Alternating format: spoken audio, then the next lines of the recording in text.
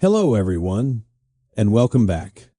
Imagine yourself settling into bed tonight. Lights dimmed, the soft hum of a fan in the background, and that perfect arrangement of pillows you have built like a miniature fortress around your tired body. The day has finally loosened its grip on you, and now you are ready for something gentle, something that lets your mind drift without demanding too much in return. So, welcome back to Boring History for Sleep, where the stories are soft, the pace is slow, and the past leans in to whisper, relax. None of this is truly new. And tonight, as strange as it sounds, our story begins with a sleek little injection pen that everyone seems to be talking about, Ozempic. Maybe you have heard the name because a friend mentioned it at brunch. Maybe you have seen it in a TikTok video squeezed between a recipe for protein ice cream and someone complaining about their boss. Maybe you have stumbled across an article listing all the celebrities supposedly taking it. Or maybe you are simply curious because it feels like everywhere you look, someone is talking about this one medication as if it is the greatest discovery since sliced, zero-carb bread. But before we wade into all the buzz and all the science, I want you to step back with me, not into the laboratory where this molecule was created, but into something much bigger, something that stretches across generations and cultures and centuries. Because Ozempic is not just a drug. It is a moment, a cultural flashpoint, a reflection of something humanity has been chasing for thousands of years, the promise of a miracle. And the first thing to understand about modern miracle cures is that they never arrive in a vacuum. They step into a world already primed with exhaustion, curiosity, longing, frustration, and hope. And when Ozempic entered the spotlight, the world was more than ready for a new promise. Picture the months before the craze. It is early 2023. You, like almost everyone else, have lived through at least a dozen dietary eras. Low fat, low carb, high fiber, high protein, intermittent fasting, keto, paleo, juice cleanses, juice fasts, juice regrets, step counting apps, meal planning apps, metabolic hacks. And that time you convinced yourself black coffee counted as breakfast because someone online said it stimulated fat loss. Your relationship with food and health has been a carousel, sometimes fun, sometimes dizzying, sometimes just exhausting. You have seen entire grocery store aisles rebranded because a celebrity went on a talk show and said 3 words that changed everything. You have seen people swear off bread only to return to it the way a long-lost lover returns to a train station in the final act of a movie. So there you are, navigating a world full of wellness, noise, when suddenly a new whisper appears. Ozempic. At first, it is tiny, tucked into health magazines and medical discussions. Then you hear it again during a breakfast show. Then in the group chat. Then in a YouTube video. Before long, it is floating into your world the way a new song does slow at first. Then everywhere, until you can't quite remember when you first learned the melody. And then the whisper becomes louder. It works. Now, Ozempic was not created to be a trend. It was not designed for red carpets, influencer unboxings, or viral memes with before and after photos. It began as a diabetes medication, aiming to help people regulate blood sugar and lower serious health risks. Its original purpose, was stability, safety, and long-term management. But the world noticed something else, something that would change absolutely everything. People were losing weight. And not a little weight. Not the kind where you shrug at the scale and think, maybe it is just water. No, this was the dramatic kind. The kind that shows up in photographs, in waistbands, in whispered comments from coworkers.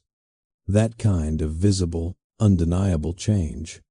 And that is when the story branches.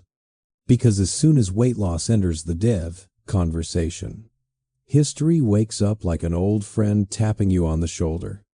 Ah, yes. It says, "We have been here before."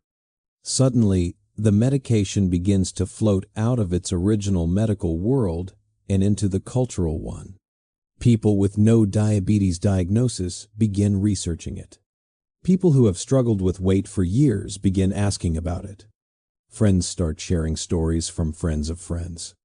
A coworker casually mentions their doctor prescribed something interesting. Celebrities talk about their health journey, and listeners nod knowingly. Pharmacists begin putting up little handwritten signs. Late-night hosts start making jokes. Influencers film videos with soft lighting and captions like "life-changing" or "finally myself again." And without anyone fully noticing, a medication becomes a symbol, a shortcut, a promise, a phenomenon. Something that feels as fresh as a new phone and yet as familiar as every miracle cure humanity has ever chased. Because when people feel stuck, when the world feels overwhelming, when discipline feels impossible, and society feels demanding, that is exactly when miracle cures bloom. Not because humans are foolish, but because humans are hopeful. Deeply, stubbornly hopeful. So let me take you even deeper into that feeling, because understanding the emotional landscape is the real gateway to understanding Ozempic. Think about how tired people have become. Not just physically tired, but mentally tired. Tired of trying. Tired of failing. Tired of being told their bodies need to be different. Tired of being bombarded with perfect images. Tired of living in a world where wellness feels like a subscription service, and everyone else seems to have cracked a code you somehow missed. And then something comes along that whispers, gently, but persuasively, maybe this time, it won't be so hard. That is the real beginning of the Ozempic story. Not a molecule, not a patent, not a clinical trial, but a longing. A longing that has existed in every century, in every era, under every kind of lighting from candle flames to lead rings. Whether people swallowed mysterious powders in Victorian England, or took amphetamines in the 1,950 seconds, or blended cabbage into soup in the 1,970 seconds, or bought workout DVDs in the 1,990 seconds, or joined juice cleanses in the 2010 seconds, they were all answering the same emotional call, the desire to feel a little lighter, a little freer, a little more in control of a body that often feels unpredictable. So, by the time Ozempic arrived, the world was ready. Ready in ways even the scientists probably did not expect. Because the hype did not come from a lab.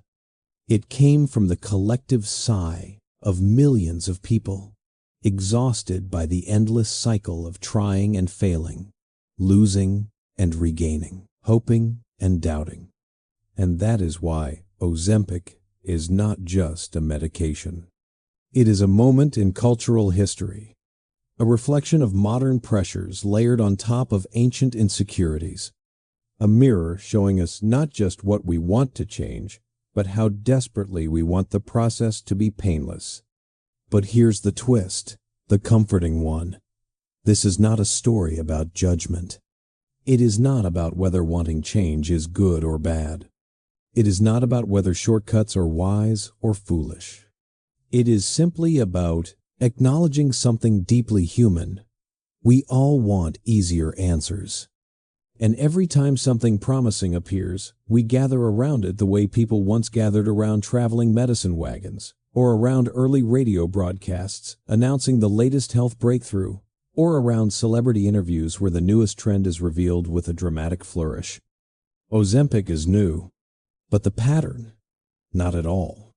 And that realization, instead of making the present feel cynical or hopeless, actually makes it feel strangely comforting.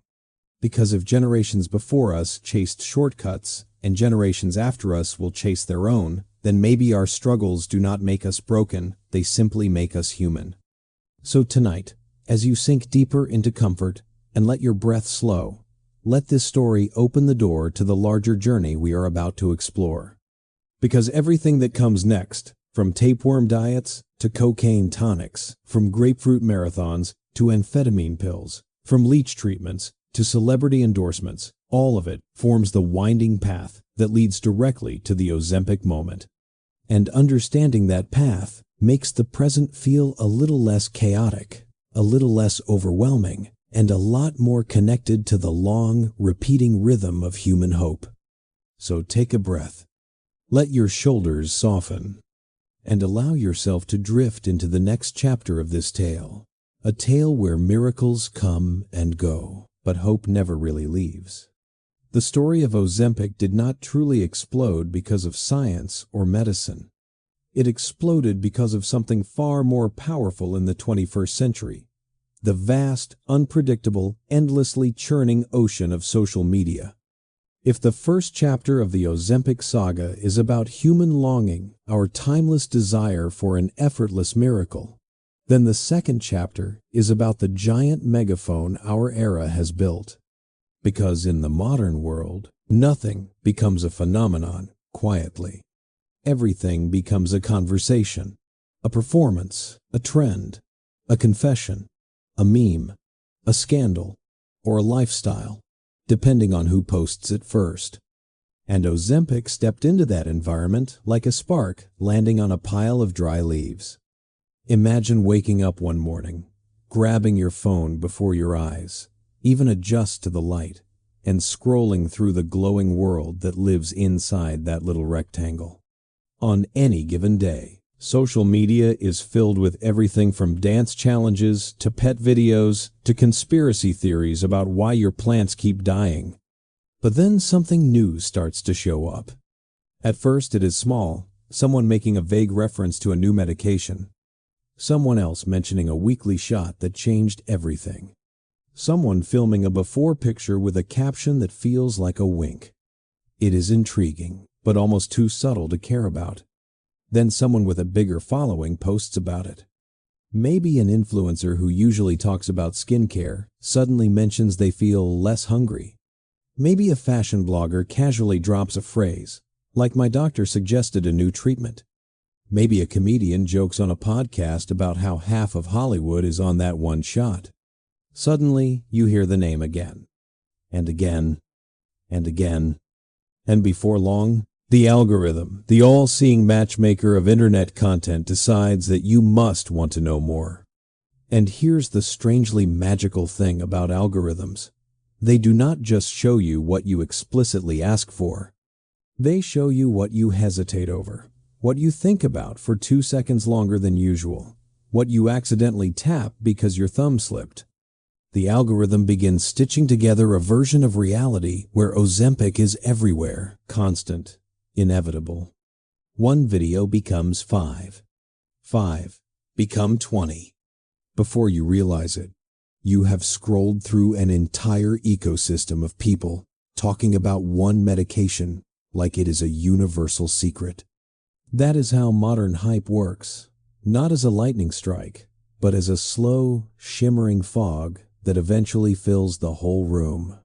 And then the celebrities arrive. Celebrities do not just influence trends, they accelerate them. They turn whispers into announcements, side notes into headlines, and personal choices into collective movements. There is something about the way celebrities talk about their bodies that makes the world lean in like it is hearing gossip at a party.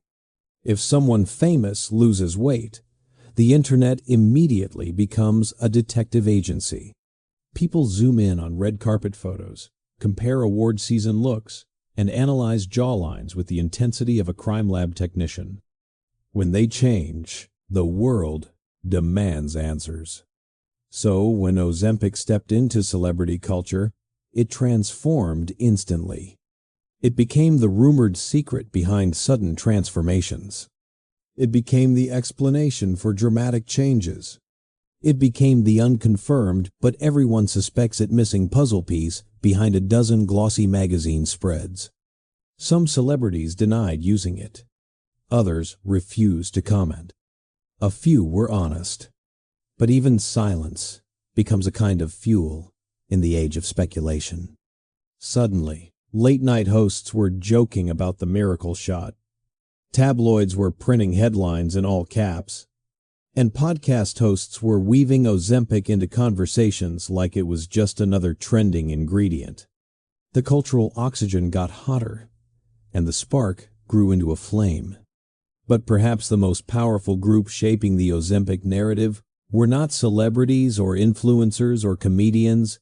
It was the ordinary people online, the ones who document their lives in real time, posting grocery hauls, outfit of the day videos, cleaning time lapses, and come with me to my doctor's appointment vlogs. These everyday storytellers began sharing their experiences, not through carefully rehearsed sound bites, but through shaky handheld clips filmed in car seats, bathrooms, bedrooms, and break rooms. They recorded their injections. They filmed their reactions. They talked openly about appetite loss. They joked about side effects.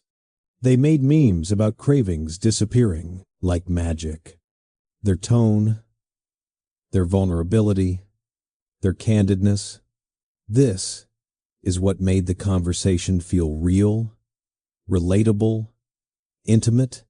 There is something profoundly emotional about watching a stranger on your screen whisper, "I finally feel in control," or "I have never experienced anything like this." These quiet confessions build trust in a way even the best marketing agency could never replicate. And as more and more people shared, the effect multiplied. Thousands of individual stories began weaving into a collective narrative, the narrative that Ozempic was not just a medication, but a movement. This is also where the aesthetic of social media plays its part. On TikTok, videos are short, punchy, addictive. On Instagram, transformations are polished and aspirational. On YouTube, the long-form confessions are intimate, almost diary-like. Each platform shapes the story differently, but all of them push it forward. And the more emotionally charged the story is hope, transformation, relief, vulnerability, the faster it spreads. Weight loss content, for better or for worse, has always been some of the most magnetic material online. It taps into insecurities, dreams, memories, pressures, and fears that almost everyone has experienced at some point. Now imagine that emotional current tied to something modern, sleek, medical, scientific, and seemingly effortless. You do not have to blend anything. You do not have to count anything. You do not have to read labels in the grocery store with a calculator. You do not have to spend 2-hour sessions on a treadmill. You take a shot. You wait. You share. You hope. And suddenly, thousands of others are doing the same. At the same time, the world of digital wellness shapes the hype even further. Wellness influencers create whole playlists dedicated to weekly updates. Others design content around what I eat on Ozempic, which immediately gets millions of views. Some frame it as a tool. Others frame it as a journey. Some talk about side effects with humor, others with caution. And because everything online becomes a trend eventually, Ozempic turned into a genre. But the most fascinating part is how these social media stories began to merge with celebrity narratives. When everyday users and famous figures talk about the same thing, the effect becomes explosive. The public conversation begins to blur into one large chorus, and the line between ordinary person and celebrity dissolves. Suddenly, it is not a Hollywood secret. It is not a luxury tool. It is something that feels accessible, familiar, almost inevitable. And of course, once something becomes inevitable online, it becomes unavoidable in real life. Friends start sharing videos. Family members bring it up at dinner. Coworkers whisper about it near the coffee machine. Even doctors begin receiving questions from patients who have seen something on TikTok. Pharmacies feel the pressure. News outlets begin reporting. And with each cycle of attention, the story grows larger. This is the power of social media. It does not just spread information. It shapes identity. It creates trends, but it also creates emotional momentum.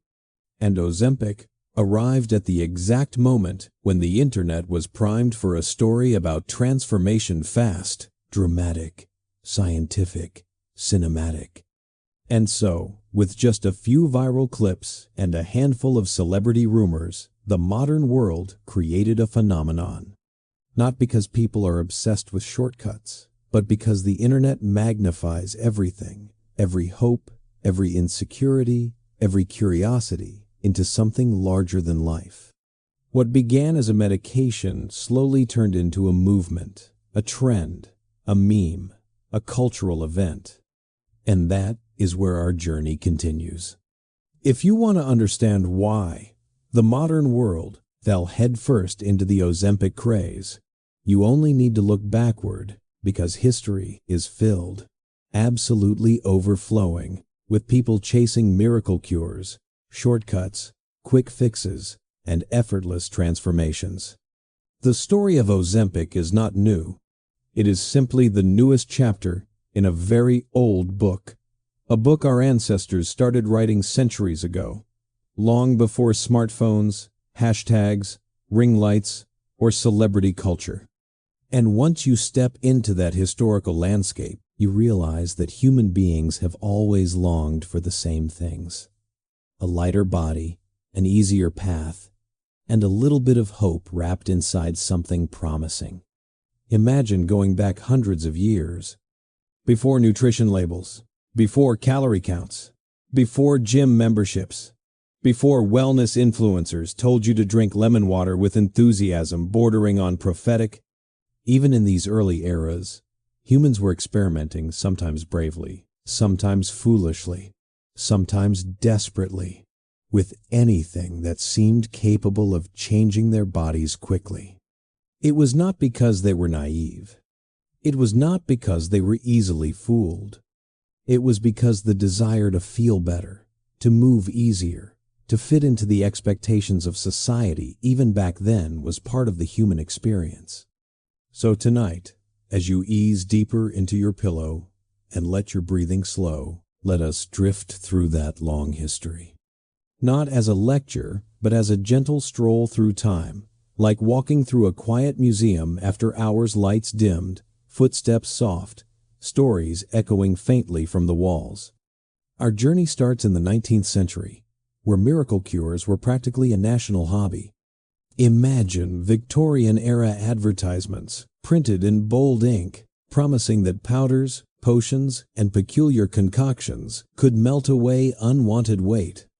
People swallowed tonics containing ingredients we would never allow today. Arsenic wafers, for example, were sold as beauty enhancers.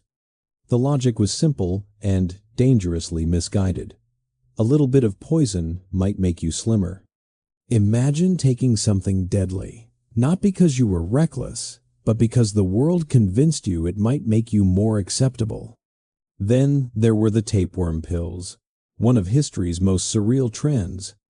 The idea was both horrifying and strangely symbolic. You ingest a tapeworm egg, and as it grows inside you, it eats your food before your body can store it. The promise was effortless slimming. The reality was a medical nightmare, and yet thousands tried it. Not because they loved danger, not because they wanted to host a parasite, but because hope can make almost anything sound reasonable. Move a little forward in time to the early 20th century, and you will find another strange chapter: cocaine drops, sold openly in pharmacies and advertised as energizing, invigorating, and yes, great for weight control. People used them not fully understanding their risks, guided by trust in advertisements, and in an era when regulations were almost non-existent. These were not the underground substances we imagine today. They were colorful bottles, displayed proudly like household products. Then came the age of fat-busting soaps, marketed with illustrations showing cartoon silhouettes, shrinking as if rubbed clean of pounds. These soaps promised to melt fat from the outside, turning the simple act of bathing into a weight loss ritual. The science did not exist. The hope, however, did. As we drift further along the historical timeline, the world enters the 1,920 seconds and 1,930 seconds, a period obsessed with efficiency, speed, convenience, and the glamorous culture of Hollywood. The emerging film industry created a new kind of pressure, the pressure to look perfect under bright studio lights. This era gave rise to bizarre diets, eating nothing but grapefruit, drinking acidic tonics, consuming specially packaged foods designed to burn fat through chemistry. The diets were often restrictive, unpleasant, and nutritionally disastrous, yet people clung to them with determination. Because again, the promise was simple: fast results. Then came the mid-20th century, when pharmaceuticals began shaping American life. Amphetamines arrived, like a lightning bolt, offering energy, appetite suppression, and a sense of lightness that bordered on euphoric. Doctors prescribed them widely, often casually. Brands marketed them with cheerful packaging, positioning them as tools for the modern, productive person. Housewives took them to stay thin and energetic. Office workers took them to stay sharp. Students took them to stay awake. Weight loss was not the only goal, but it was an extremely popular side effect, one that kept prescriptions high and demand higher. These amphetamine pills were not hidden or scandalous. They were embraced, normalized, sometimes even celebrated. Before long, society began witnessing the consequences: addiction, dependence, exhaustion, and severe health complications. Yet for many, the promise of fast weight loss was compelling enough to overlook the risks. Then the 1,970 seconds and 1,980 seconds introduced a new era of diets, each packaged like a blockbuster. The cabbage soup diet, the Hollywood 48-hour miracle diet, the Scarsdale diet. These diets promised dramatic transformation in impossibly short windows.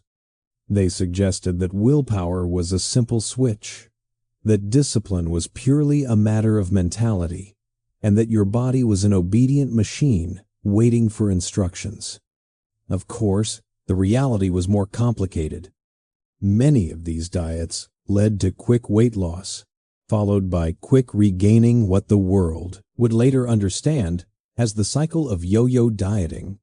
But even so, people kept trying, because each new diet offered what all the others had promised.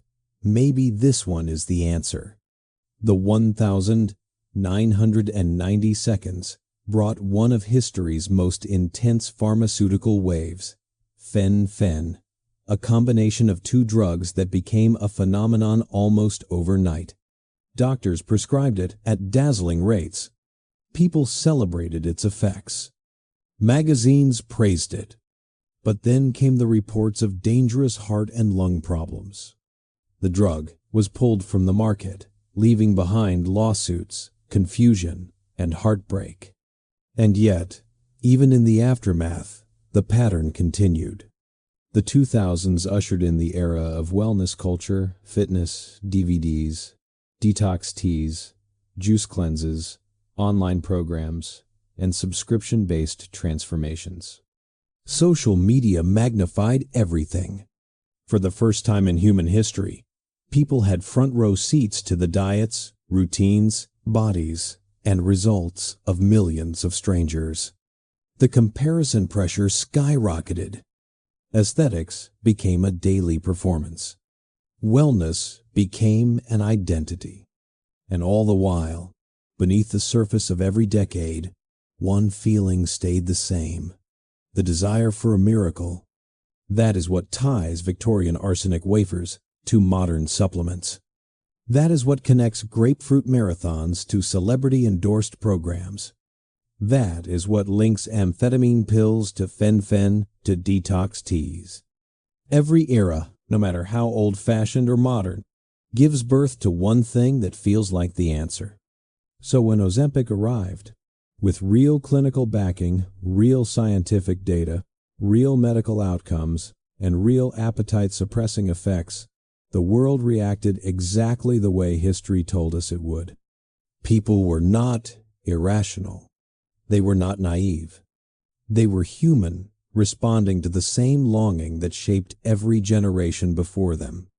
And that is why the Ozempic moment feels so strangely familiar. Because in all the chaos, excitement, fear, confusion, curiosity, and hype, humanity is simply repeating an ancient story. The hope for a shortcut, the belief in a miracle, the dream of effortless change. It does not make us weak. It makes us part of a long lineage of people who wanted to feel better in a world that constantly asked them to look or be different. And knowing this background, knowing how many eras chase their own versions of miracles, helps us understand today's craze, not as an isolated event, but as a continuation of a conversation humanity has been having for centuries. When we talk about Ozempic today, it feels modern scientific, sleek, carefully dosed, professionally prescribed, sealed inside a little pen that clicks with futuristic confidence. But to really understand how not new this all is, you have to drift back into a time that feels misty and sepia-toned, a time when medicine was not yet medicine in the way we think of it, and when people desperately searching for a slimmer body reached for cures that now sound like lines from a Gothic novel. Because long before commercials, high-tech injections, celebrity endorsements, or online testimonials, there was another era. Victorian and early 20th century society where the pursuit of transformation lived in the shadows, between curiosity and danger. Imagine walking down a narrow Victorian street sometime in the late 1800s. Carriages rumble by. Women in layered skirts move past you, parasols shading pale faces, and shop windows glow like little lanterns filled with bottles, powders, tonics, bitters, lozenges, and strange remedies with names more dramatic than the medicine inside them. The world is changing quickly. Industrialization, urbanization, scientific breakthroughs, but human insecurity has not changed at all. People still look in the mirror with a sigh, still feel the pressure to look a certain way, still hope for something magical that makes their bodies lighter. Without requiring sacrifices they are not sure they can make. And into this emotional landscape step the miracle cures of the Victorian age. They arrived with bold promises and even bolder risks. Some were invented by ambitious entrepreneurs, others by traveling salesmen with charming smiles and questionable ethics. Some were concoctions passed among middle-class families, whispered about in parlors, mixed at home by candlelight, and all of them built on one message: this will make you better. One of the most unsettling yet fascinating things people trusted were arsenic wafers. Today, we hear the word arsenic and immediately think of danger, crime, and mystery. But during this era, arsenic appeared in beauty products as casually as lavender or rosewater. Women were told that tiny doses, tiny enough not to kill, would lighten the skin, smooth the complexion, brighten the eyes, and yes, reduce weight.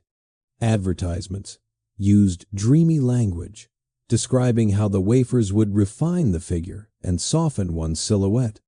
People truly believed in them, not because they wanted to flirt with poison, but because society had already convinced them that beauty was worth sacrifice. And when beauty and health were blended into one concept, it became nearly impossible to resist. Then there was one of the strangest chapters in weight loss history: tapeworm pills. The idea was horrifying and strangely logical. Swallow a pill containing a microscopic tapeworm egg, let the parasite grow inside your body, and let it eat your food before your body can store it. Advertisements, yes, real printed advertisements, claimed you could eat anything and stay slim. It sounded like magic, until you considered the reality. The parasite would expand, reproduce, and potentially grow so long it needed to be removed manually, a process no one would describe as pleasant. But still, people tried it. Why? Because the Victorian world, like ours, was obsessed with control, with appearing refined, light, delicate, with conforming to the ideals printed in fashion magazines and whispered in drawing rooms. The parasite, terrible as it was, represented freedom from effort, freedom from hunger, freedom from the constant demands of willpower. And for many, that promise was louder than caution. And then there were cocaine drops, sold in chemist shops long before the drug became associated with illegality or danger. They were marketed as energizing, uplifting, mood-enhancing, and yes, appetite-suppressing. The labels had smiling women and gentlemen in suits. Some advertised that they were perfect for reducing fatigue and heaviness. This was an era before modern regulation, when the boundary between medicine and imagination was thin enough to see through. People trusted advertisements with the same faith we sometimes place in influencers or medical-sounding brand names today. And so, a dangerous stimulant became a household item not because people were reckless, but because they simply did not know. Other products were less dramatic but equally ineffective and symbolic of the era's longing for a shortcut. There were soaps marketed as fat-dissolving, claiming that rubbing them over the body would melt away unwanted flesh. Imagine a Victorian woman standing in her small washroom, scrubbing her arms with a block of perfumed soap, and believing with real, aching hope that the lather had the power to reshape her. The advertisement showed figures shrinking as if by magic, silhouettes slimming in delicate curves. It was visually hypnotic. It told people what they wanted to hear. Change is possible, and it is easy. But perhaps the most striking thing about this era was not the strange ingredients or dangerous substances, it was the emotional atmosphere. This was a time when the ideal female body was positioned as delicate, fragile, and almost shimmering with lightness. To be thin was not just aesthetic, it was moral, it was social, it was symbolic. It meant discipline, refinement, purity, self-control, all characteristics women were expected to embody. So when people reached for arsenic wafers or tapeworm eggs or cocaine tonics, they were not just seeking weight loss. They were seeking acceptance. It was not only women, though they bore the brunt of societal pressure. Men, too, were encouraged towards certain ideals: lean, athletic, vigorous, powerful. And so a parallel market sprang up, powders promising to purify the body, teas claiming to burn away excess, and supplements with mysterious herbs promising to restore vitality. Some of these products contained dangerous stimulants. Some contained nothing at all, but all of them successfully tapped into a timeless longing to become better without suffering. As the world entered the early 20th century, miraclecures became even more polished. Advertisements grew more persuasive, filled with scientific-sounding language, metabolic cleansing, body purifying, tonic revitalization. None of these terms meant anything measurable, but they sounded legitimate to a population fascinated by modernity. The early 1900s were obsessed with progress, with inventions, with the idea that science could solve anything.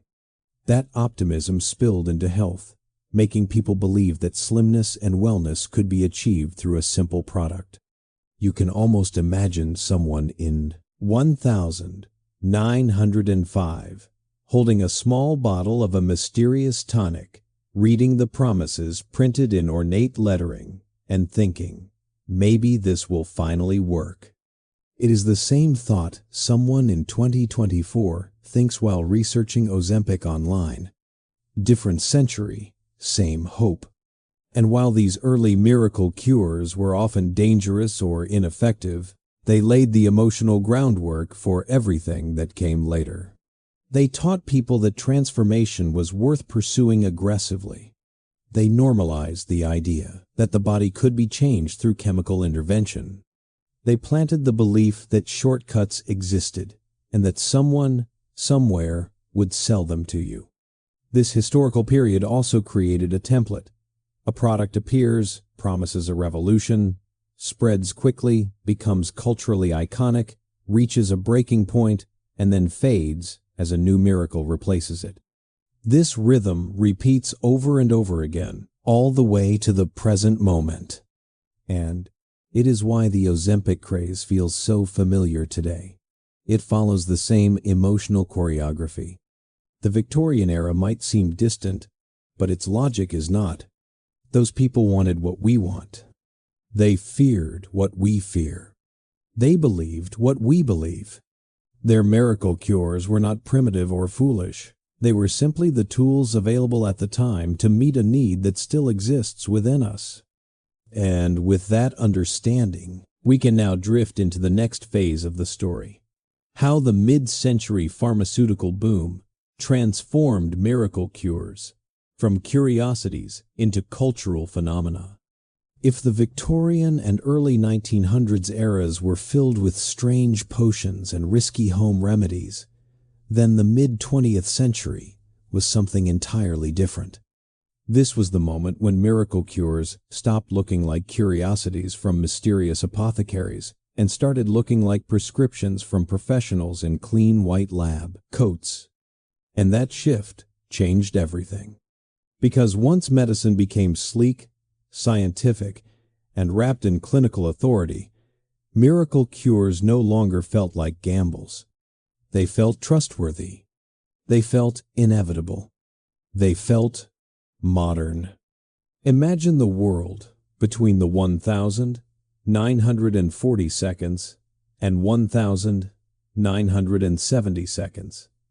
An era of rapid industrial growth, glamorous advertising, Hollywood icons, the rise of television, the birth of mass consumerism, and a growing cultural pressure to look polished, productive, and perpetually energetic.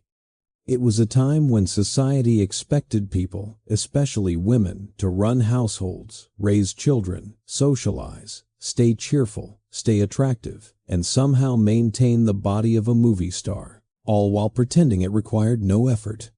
Into this impossible demand stepped a group of pharmaceutical products that would change the culture permanently. These were the amphetamines, the so-called pep pills, energy pills, slimming pills, and miracle stimulants that flooded the market with an elegance that made them feel safe. Doctors prescribed them widely. Advertisements presented them as symbols of modern efficiency. Housewives carried them in purses. Office workers tucked them in desk drawers. Students relied on them to study. And countless people took them for one of their most beloved side effects, appetite suppression. At first glance, these pills felt like magic. They offered a kind of focused brightness, an energy that made tasks feel doable, hunger feel distant, and the day feel conquerable. They made people feel lighter without changing their diets. They offered confidence without requiring effort. And the fact that they came from doctors made them feel legitimate in a way that older miracle cures never could. You can almost imagine someone in the 950 seconds, walking out of a clinic, prescription in hand, feeling hopeful. Not hopeful in the reckless way Victorians felt when swallowing arsenic wafers, but hopeful in a modern way, calm, rational, reassured by the confidence of science. The world told them these pills were progress, that this was what the future looked like, that tiredness could be solved chemically, that hunger could be muted, that the mind and body could be made obedient with just one tablet. And so, people embraced amphetamines with enthusiasm. There were pills marketed specifically to help women stay slim and cheerful. Ads showed glamorous 1,950 seconds, housewives smiling as they vacuumed, baked, entertained guests, and managed children with perfect hair and a perfectly tiny waist. These ads were not just selling pills, they were selling a lifestyle. They suggested that modern women should not struggle, that if you were tired, sluggish, overwhelmed, or gaining weight, the solution was not rest or boundaries or self-care. The solution was a pill. Men took them too, often framed as performance enhancers for the workplace. These pills helped them stay awake through long hours, feel sharper in meetings, and manage demanding workloads. Productivity became the new religion, and amphetamines were the communion. By the 1,960 seconds, millions of prescriptions were written every year. Entire industries formed around slimming, pills, some pharmaceutical, others semi-legal. Diet doctors emerged clinics where people could walk in, step on a scale, and walk out minutes later with a prescription for stimulants. It did not feel shady. It felt normal. It felt efficient. It felt like taking control of your life. This was also the era when celebrities quietly supported the trend. Hollywood stars famously used stimulants to stay thin under studio contracts, some even being handed pills by managers or directors. Fashion models used them to suppress appetite before shoots. Musicians used them for energy during tours. No one talked about it directly, but the ripple effect shaped how ordinary people viewed weight and productivity. But beneath the polished surface, the consequences slowly grew. Some users found themselves unable to sleep. Others experienced racing thoughts, heart palpitations, anxiety, or irritability. The pills worked. Oh, they worked. But they worked by hypercharging the body, tricking the brain, and masking exhaustion. The weight loss was real, but so were the dangers. And the longer people used them, the harder it became to stop. By the late 1,960 seconds and early 1,970 seconds, concerns began rising about dependence, addiction, and health complications. What started as a miracle was now showing its cracks. But even as regulations tightened, the longing for shortcuts did not vanish. It simply shifted into new forms. Enter the 1,980 seconds and 1,990 seconds, when the world was ready for another breakthrough. This time, it came in the form of fen-phen, a combination of two drugs that promised dramatic appetite suppression with fewer stimulant-like risks. Doctors praised it. People rushed to get prescriptions. Magazines declared it a revolution. It became the new star of weight loss clinics.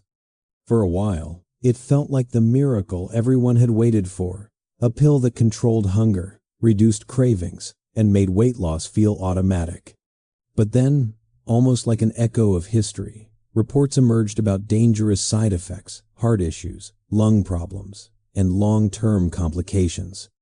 Fen-phen was pulled from the market in 1997, leaving behind thousands of lawsuits and a wave of disappointment. Yet even then, the world did not abandon the dream. Because the desire for a miracle cure is not driven by foolishness. It is driven by frustration, exhaustion, pressure, culture, biology, and the deeply human hope that change does not always have to hurt. And that brings us to something important. The mid-century pharmaceutical era did not just introduce chemical weight loss shortcuts, it changed how society talked about them. It made shortcuts feel normal, respectably, scientific. It made pills a symbol of modern life, something polished and clinical rather than mysterious or dangerous. And that shift laid the groundwork for everything we see today. Because by the time Ozempic arrived, the world was already conditioned to look for answers in pharmacies, clinics, prescriptions, and medical innovations. The Victorian age taught people to chase miracles. The mid-century age taught people to chase them in labs.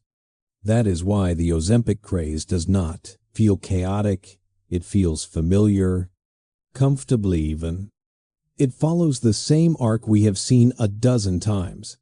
Excitement, adoption, visibility, transformation, fear, controversy, confusion, backlash, acceptance. The mid-century era was the bridge between magical thinking and medical thinking, and it shaped the emotional blueprint for every miracle that followed. When you look closely, you realize something gentle and oddly comforting. The world has always been like this. People have always wanted less hunger, more energy, a lighter body, a brighter life. The methods change, the branding changes, the science changes, but the longing stays the same. And tonight, understanding that longing allows us to drift naturally into the next part of the journey, the world of restrictive diets, natural solutions, and the endless search for an answer that does not require needles, prescriptions, or complicated science. After the age of pep pills and pharmaceutical shortcuts came something that felt, at least on the surface, more wholesome, more natural, more intuitive, more in harmony with what the body was supposedly designed for. People had grown wary of stimulants. They would heard the whispers of addiction, the stories of fen-phen, the cautionary tales of amphetamine years. And so, the cultural pendulum swung dramatically in the opposite direction. Pills were out. Nature was in. And with it came one of the most relentless eras of all, the age of restrictive, rule-heavy, often punishing diets. These were not miracle cures in the form of bottles or prescriptions. They were miracle cures, disguised as lifestyle changes, marketed as self-control, discipline, purity, and commitment. And somehow, that made them even more seductive. Because, unlike pills, which you could quit, a diet could become a personality. It could become a ritual, a belief system, a community. It offered not just a method, but an identity. Clean eater, keto devotee, juicing enthusiast, fasting purist, detox warrior. Each one came with its own vocabulary, its own promises, its own secret rules that you learned to follow with almost religious devotion. But before the modern, #driven diets took over, Instagram, the world fell in love with something simple, a fruit. The grapefruit diet burst onto the scene, a bright citrus beacon promising rapid, effortless weight loss. You were told to eat half a grapefruit before every meal. Why? Because supposedly grapefruit contained fat-burning enzymes capable of melting through calories like acid through metal. The logic was flimsy at best, magical at worst, but the marketing was irresistible. It sounded scientific. It sounded exotic. It sounded like the closest thing to a miracle nature could offer. And so, entire generations peeled their way through mountains of grapefruits. Breakfast, grapefruit. Lunch, grapefruit. Dinner, grapefruit. Snacks. Maybe half a grapefruit if you were feeling wild. People convinced themselves that the bitterness meant it was working, that discomfort was proof that transformation was underway. And if you asked followers of the diet why it worked, they would give you the same serious, reverent look someone gives when explaining the rules of a secret society. From grapefruits, society moves seamlessly into the next wave: cabbage soup, celery juice, broths, vinegar shots, lemon cayenne maple infusions, and any liquid that promised to cleanse the body. These diets were built on the idea that weight was not just physical, but moral, that excess weight was toxicity, impurity, or inflammation, and that only suffering could purify the body again. For many people, these diets became emotional journeys. You were not just restricting food. You were trying to prove something to yourself, to your culture, to the version of you that believed you lacked discipline. You told yourself that the headaches meant it was working, that the dizziness was a sign of progress, that the hunger pangs were little victories against your own biology. Because for decades, society drilled in the message that natural suffering equals natural results. By the time the 1,990 seconds arrived, the dieting landscape grew more elaborate. Grocery store aisles filled with low-fat everything: low-fat yogurts, low-fat cookies, low-fat frozen dinners.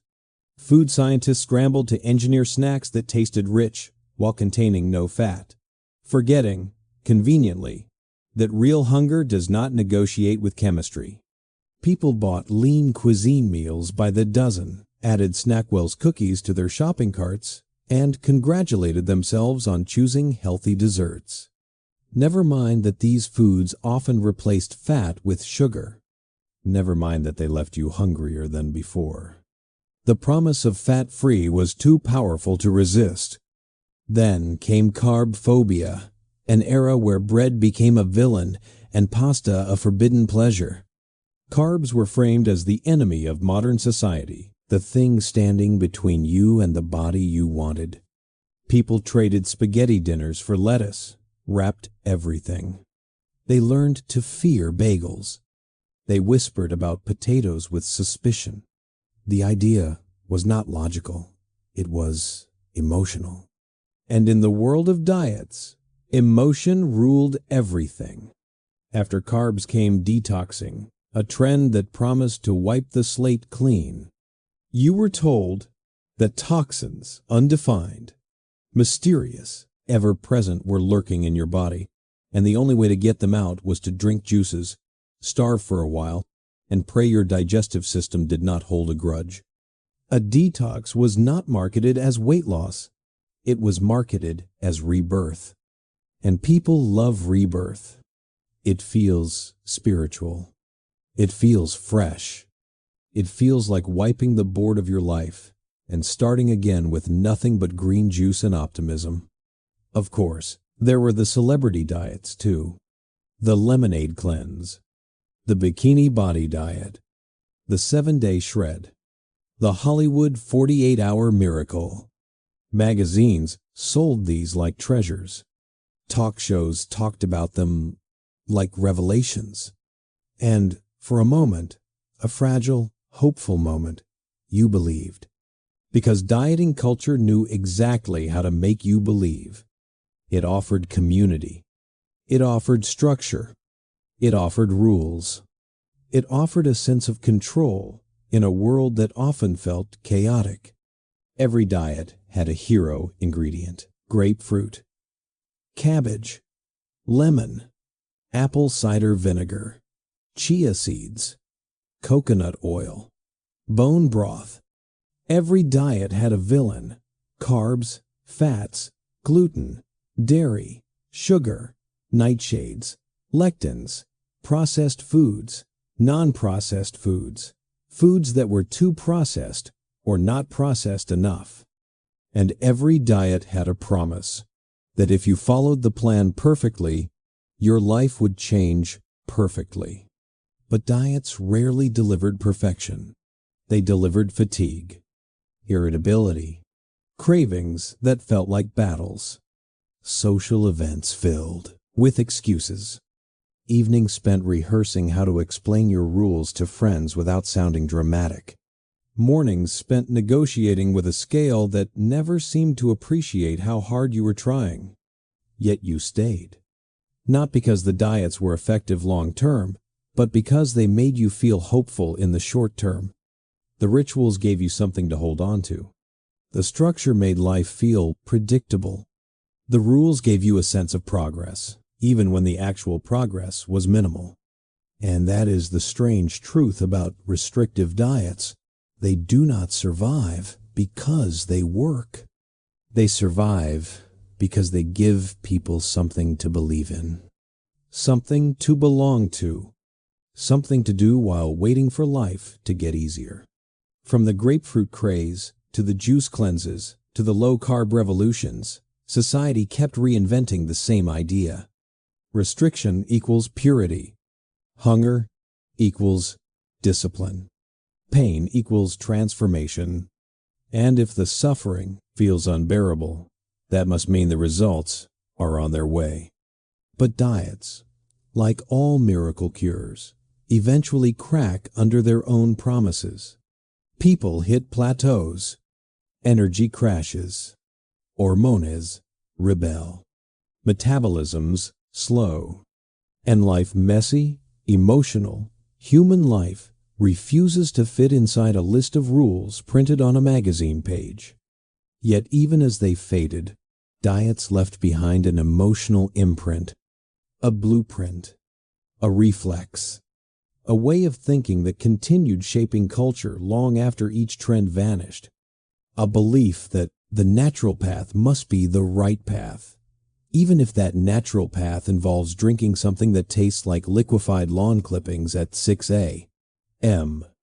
It is this belief that paved the way for the next chapter in the journey, the rise of modern supplements, powders, detox teas, biohacking, and the clean eating movements that would take over the internet decades later. Because miracle cures did not disappear. They just evolved. They put on yoga pants, held a green smoothie, and learned to post good lighting on social media. After decades of pills, stimulants, cabbage soups, and decades-long wars against carbs, something fascinating happened. People grew tired, not just physically, but emotionally tired of the endless cycle of pharmaceuticals and extreme diets. They were exhausted from counting calories, logging points, tracking macros, and restricting entire food groups. They were overwhelmed by the pressure, the math, the moralization of eating, and the exhaustion that came with trying to live up to standards no human could consistently maintain. And as people grew weary, the culture shifted again. Slowly at first, then explosively. The new miracle was not a pill. It was not a nutrient chart. It was not the grapefruit sitting on the breakfast table like a pale symbol of repentance. No. The next miracle was something far more seductive, far more poetic. The next miracle was nature, or at least a carefully packaged, well-marketed version of nature. Suddenly, wellness meant purity, clean eating, plant-based, detoxifying, alkalizing, resets, balancing. Every word felt gentle, soothing, healthful, nurturing. This era of natural cures did not present itself as harsh or restrictive. It presented itself as healing. Soft, earthy, holistic, a return to something ancient and instinctive, a return to what our bodies were always meant to have. This was the age of green juice, the emerald elixir that promised effortless glow, restored energy, and a lighter body.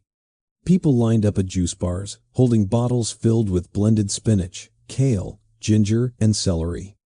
Each sip tasted like the color green turned into a dare, but people drank it anyway, convinced that chlorophyll was a kind of spiritual detergent that would scrub the body clean from the inside out. Then came the celery juice revolution, for a brief, unforgettable period. Entire mornings across the world began with the sound of juicers grinding stalks of celery into a pale green liquid that looked suspiciously medicinal.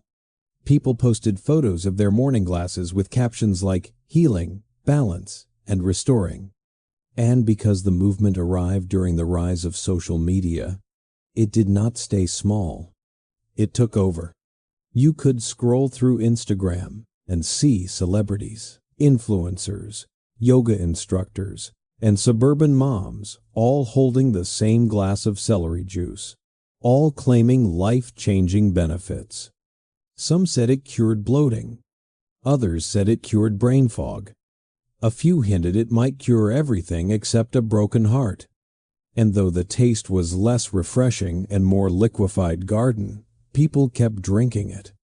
Because the miracle was not really the juice, it was the hope attached to it. Next came apple cider vinegar, the golden sour potion that promised miracles in small, painful sips. It claimed to burn fat, heal digestion, clean the blood, stabilize sugar, boost metabolism, improve skin, restore health, and in some vague, almost mythical way, balance the body. People took it straight. They mixed it with water. They drank it like a sacrament. They convinced themselves that the burning sensation meant it was working, that discomfort was simply the body's way of saying, yes, we are transforming. Vinegar became the new holy grail, harsh, acidic, and somehow spiritual. And then, with impeccable timing, came the detox teas, the flat tummy teas, the herbal cleanses, the slim-down blends, the metabolism boosters, all wrapped in pastel packaging and promoted by smiling influencers posing in pristine kitchens. These teas promised gentle detoxification, lightness, reduced bloating, and a natural path to beauty. The reality was usually a different story. Most detox teas worked not by speeding metabolism or burning fat, but by, well, forcing the digestive system into enthusiastic overdrive. For many people, the results were mostly an urgent relationship with the nearest bathroom. But because tea felt safe, ancient, ceremonial, earthy people kept buying them, believing the ritual was part of the healing. Then came supplements, an entire universe of powders, pills, capsules, extracts, tinctures, and blends. The supplement aisle grew into a labyrinth of promises. Boost metabolism, reduce cravings, support digestion, burn fat, balance hormones, cleanse the liver, restore gut health, lower stress, raise energy, cure everything except existential dread. Each bottle had a label decorated with leaves, roots, flowers, and ancient symbols, all designed to whisper the same message. Trust me, I am natural. And the more ancient a remedy sounded, the more magical it became. Ashwagandha, spirulina, maca root, milk thistle, chlorella, turmeric shots, collagen peptides, activated charcoal, Himalayan salt, MCT oil, mushroom powders, with names that sounded like characters from a fantasy novel. People did not just buy supplements, they built routines around them. Morning powders, afternoon boosters, evening detox drops, weekend resets, monthly cleanses. The rituals felt comforting. They offered structure, control, and the satisfying illusion that health could be engineered through consistency and faith. And then, of course, the modern holy grail emerged: clean eating. Clean eating was not a diet, at least not in appearance. It framed itself as a lifestyle, a way of loving your body, honoring nature, and reconnecting with what humans were meant to eat. It promised purity, wholeness, freedom from processed foods, freedom from toxins. It dressed itself in soft beige linens, wooden bowls, and glass jars filled with quinoa. But beneath its aesthetic charm, clean eating carried the same rigid rules that earlier diets had: avoid this, restrict that, moralize everything. It transformed food into something spiritual. Good foods, bad foods, allowed foods, forbidden foods. It created guilt around convenience, joy, comfort, and pleasure. And even though it claimed to be liberating, it often trapped people in invisible chains of perfectionism. The irony is almost poetic. The pursuit of natural health created some of the least natural relationships with food.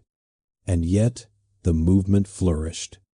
It offered something people desperately wanted: a sense of control in a world that felt increasingly unpredictable. In an era of stress, technology overload, environmental anxiety, and constant news cycles, the idea of returning to nature, even in symbolic or aesthetic form, felt grounding. That is why the natural cure era became so powerful. It was not just about what people consumed. It was about what they felt. I am healing. I am balancing. I am aligning. I am cleansing. I am returning to myself. I am doing something good. Even if the effects were minimal, inconsistent, or temporary, the rituals themselves felt comforting. In a way, these natural cures functioned like emotional placebos, symbols of hope, peace, simplicity, and control. But just like every miracle cure before them, they were not perfect. Juice left people hungry. Vinegar burned throats and teeth. Detox teas caused dehydration. Supplements drained wallets. Clean eating triggered guilt. Fasting triggered fear. And restrictive natural lifestyles quietly morphed into disorders, obsessions, and shame disguised as wellness. Yet through it all, the culture did not slow down. It kept evolving, shifting, searching. Because under every trend, every bottle, every tea, every cleanse was the same timeless longing.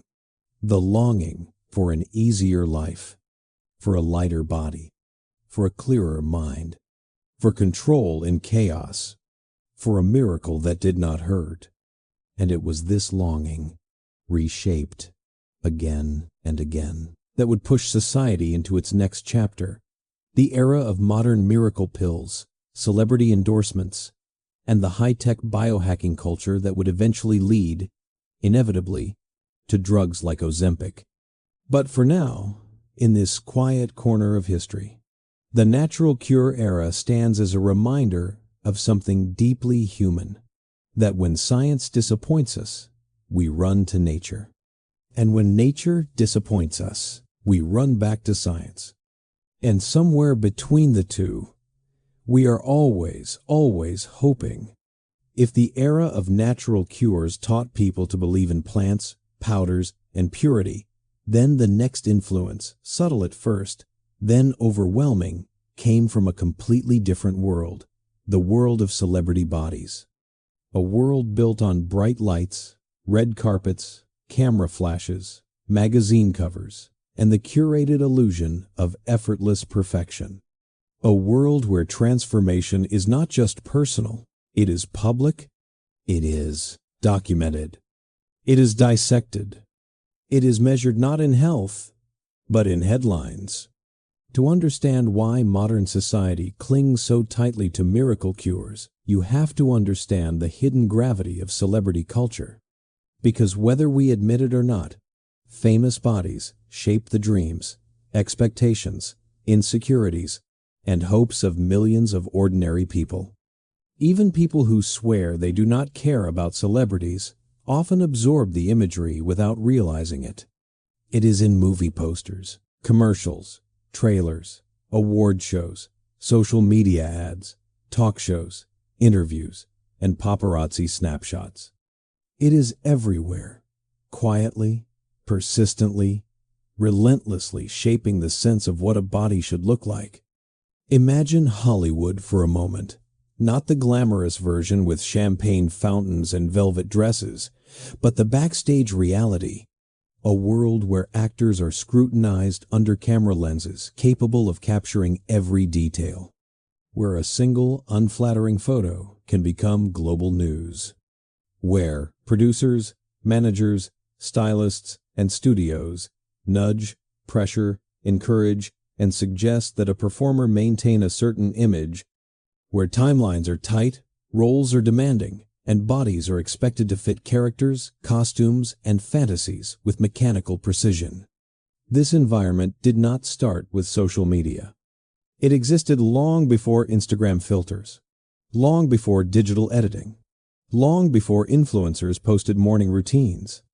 In the 1,950 seconds and 1,960 seconds, actors were put on strict studio diets. Some were given energy pills. Some were coached on extreme regimens. Some were instructed gently or sternly to lose weight for a role, or risk losing the role entirely.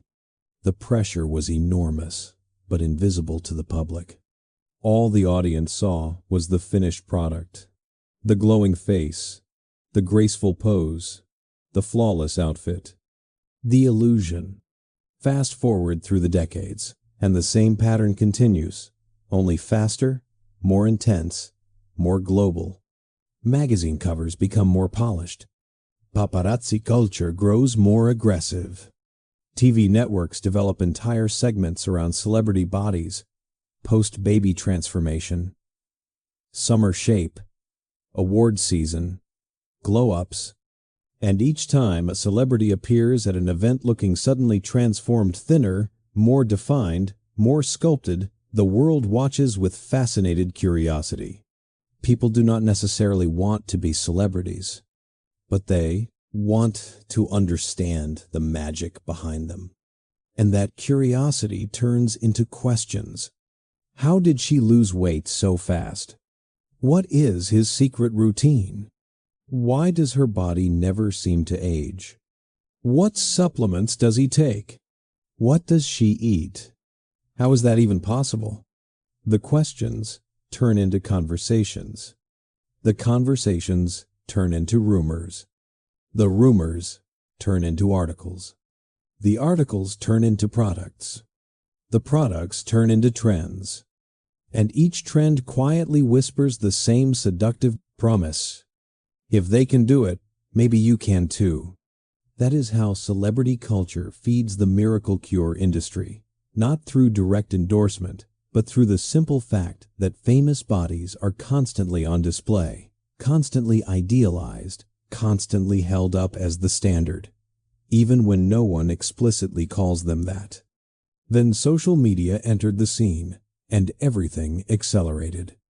Platforms like Instagram introduced the era of the celebrity wellness aesthetic. Morning yoga on a balcony, green smoothies in glass jars, sunlit kitchens filled with organic snacks, casual workout selfies framed like magazine spreads. Celebrities were not just being photographed anymore. They were curating their own narratives. They posted what they wanted the world to see: toned abs, post-Pilates glow, matcha teas, acai bowls, gym routines that looked effortless and relatable. But behind the scenes, the pressure remained and, in many ways, intensified. Then came the influencers. Influencers blurred the line between celebrity and ordinary person. Suddenly, people with 20,000 or 200,000 followers could shape wellness trends with the same force as actors or musicians. They promoted supplements, detox teas, diets, powders, fat-burning coffee, appetite-suppressing gummies, collagen blends, protein bowls, workout programs, glow routines, and anything else that fit the aspirational lifestyle they built online. And again, The world listened. Why? Because influencers felt more reachable, more authentic, more like us. If a celebrity loses weight, people assume privilege. If an influencer loses weight, people assume they found a trick, a secret, a hack, a hidden method the public has not discovered yet. And that belief created one of the most powerful engines behind modern miracle cures. But the truth hiding beneath all of this is that the pressure does not only sit on the audience, it sits on the celebrities themselves. Imagine being photographed every time you leave your home. Imagine knowing those photos will be compared side by side with older photos. Imagine knowing a small change in your face or body will become gossip fodder. Imagine preparing for a movie role where your entire appearance becomes the center of a multi-million-dollar production. Suddenly, the pursuit of a miracle cure is not just vanity. It becomes survival. Career survival. Public survival. Emotional survival. That is how the stage was perfectly set for something like Ozempic to explode. By the time Ozempic entered the cultural conversation, there were already decades of built-up expectations around rapid transformation. Decades of celebrity weight loss reveals. Decades of articles breaking down body changes. Decades of audiences conditioned to expect radical change from the people they admired. Decades of celebrities conditioned to deliver that change. So when Ozempic started working quietly in the Fiverr background, when a few famous faces seemed to transform quickly, whispers began. It was not confirmed. It was not denied. It was not talked about openly. It simply became a shadow in the wellness world, a rumor that grew louder with each Instagram update, each red carpet appearance, each interview clip. And soon, the public narrative formed.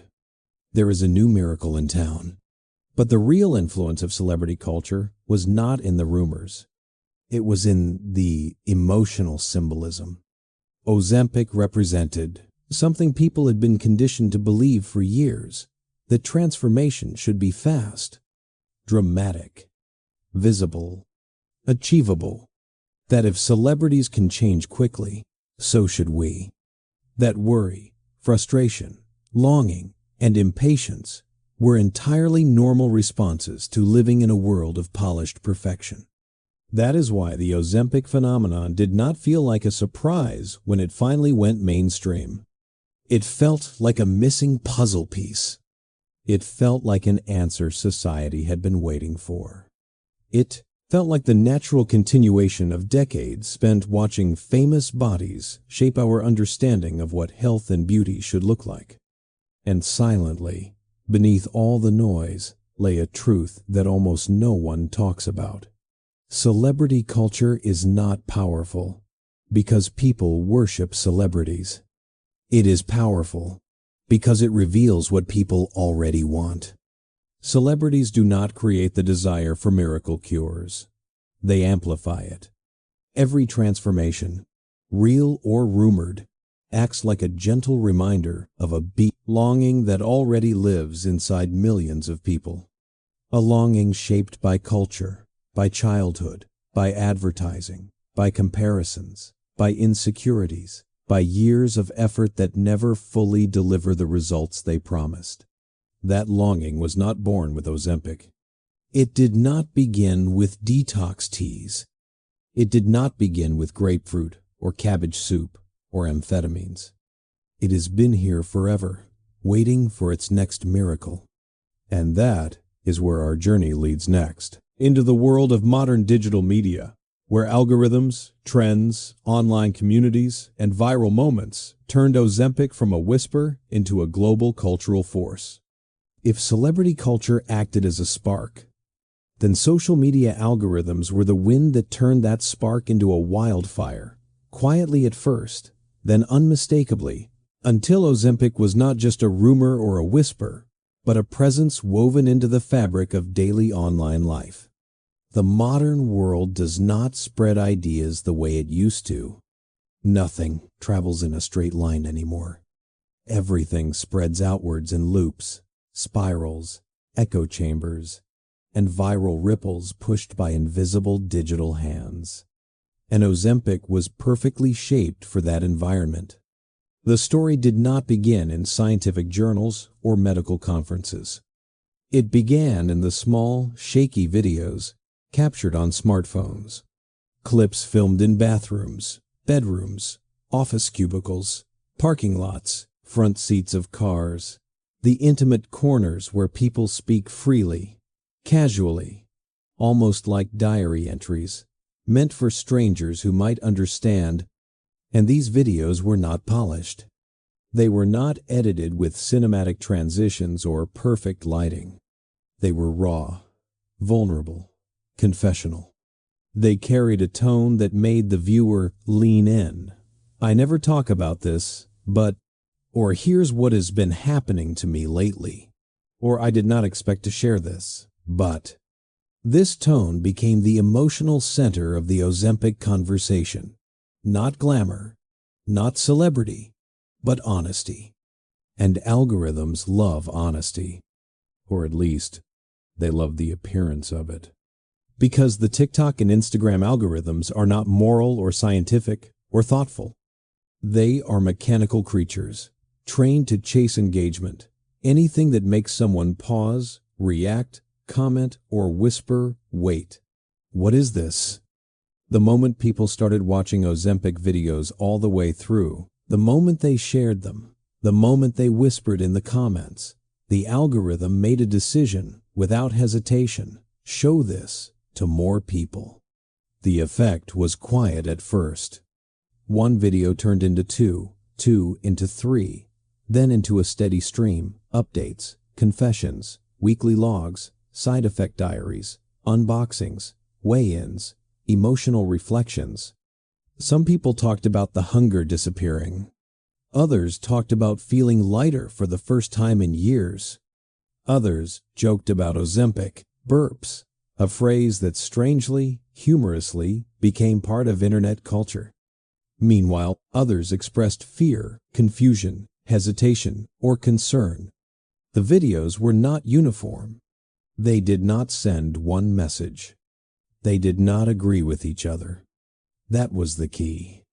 They were chaotic, contradictory, emotional, exactly the type of content algorithms adore, because contradiction creates conversation, and conversation creates reach. Suddenly, ordinary people became unintentional ambassadors of a medication, not by selling it, but by talking about their lives around it. A woman posted a video about losing interest in food for the first time in decades, her voice trembling with shock. A man talked about fitting into clothes he had not worn since university. A mother cried because she finally had energy again. A teenager expressed fear about appetite loss. A diabetic explained how the shortages were affecting their treatment. A nurse discussed the medical misunderstandings online. A fitness influencer tried it for research. A comedian made a joke about half the people at a dinner party whispering about it. A doctor stitched a viral post to offer clarification. A stranger responded with a story about their cousin. And each time a new video surfaced, the algorithm had more data. This topic makes people feel something. Show more. It did not matter what the feeling was: hope, excitement, fear, curiosity, humor, resentment. Emotion is emotion. The algorithm thrives on it. And so, in the digital ecosystem built on feelings, Ozempic became one of the most emotionally charged subjects of the year. What made it even more explosive was how multidimensional the conversation became. Ozempic was not just one story. It was dozens happening simultaneously. There was the story of transformation, the story of relief, the story of fear, the story of access, the story of shortages, the story of cost, the story of stigma, the story of hope, the story of science, the story of misunderstanding, The story of community. The story of desperation. The story of judgment. The story of comparison. No single trend on social media holds that many emotional layers at once. And then there was the format. TikTok's short-form structure made Ozempic feel addictive. Not the medication, but the content. People binge-watch transformations, like little episodes. A 7-second clip would show someone dropping pounds with upbeat music. The next clip would feature someone struggling with nausea. The next would show a pantry filled with protein shakes and electrolytes. The next would show someone zooming in on their face to reveal a jawline that was not there before. The next would show a plate of food they could not finish. The next might be a warning. The next, a celebration. It felt like watching thousands of overlapping stories in real time, a documentary without directors, a movement without leadership, a trend without a single origin point. And somewhere deep in this digital swirl, a new cultural phenomenon formed: the normalization of medicalized weight loss. This is one of the quietest, yet most powerful shifts the algorithm created. For decades, weight loss was framed as purely behavioral. Eat less, move more, try harder, have discipline. These were the messages drilled into people, sometimes brutally. But when thousands of people openly discussed a medication affecting their appetite and weight, the narrative subtly changed. People began talking about weight as something influenced by biology, hormones, neurotransmitters, medical conditions, and genetic predispositions, not just willpower. And for many, this shift was not just interesting, it was liberating. For the first time, people felt permission to admit, "This is hard, for reasons that are not my fault. My body does not behave like other people's bodies. I am not broken. I am built differently." This is not about laziness. It is about physiology. And because these admissions were public, algorithm amplified, and echoed across millions of views, they created an entirely new emotional environment, one where shame softened, where frustration became shared, and where personal struggles felt universal instead of isolating. Of course, not everything was positive. Some videos leaned into unrealistic expectations. Others glamorized weight changes. Some fueled panic or misinformation. The algorithm does not care about accuracy. It cares about attention. So the conversation became both helpful and harmful, illuminating and confusing, empowering and overwhelming, mirroring the messy reality of the modern world. But despite the chaos, something clear emerged. Ozempic had stopped being a medication. It had become a cultural narrative, a keyword, a symbol, a lens through which millions viewed themselves. Not because people were obsessed with shortcuts, but because modern life amplifies every emotion, every insecurity, every desire, until a single idea becomes a global mirror. And Ozempic, simultaneously mundane and miraculous, reflected back everything people felt about their bodies, their health, their struggles, their hopes.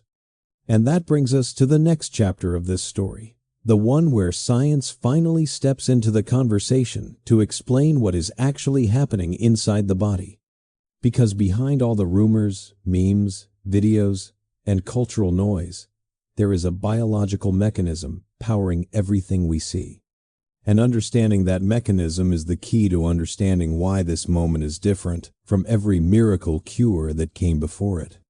To understand why Ozempic feels so different from all the miracle cures that came before it, you have to journey inside the body into the soft, quiet world beneath the skin, where hormones whisper instructions, signals drift like tiny lanterns, and cells follow patterns more ancient than memory itself.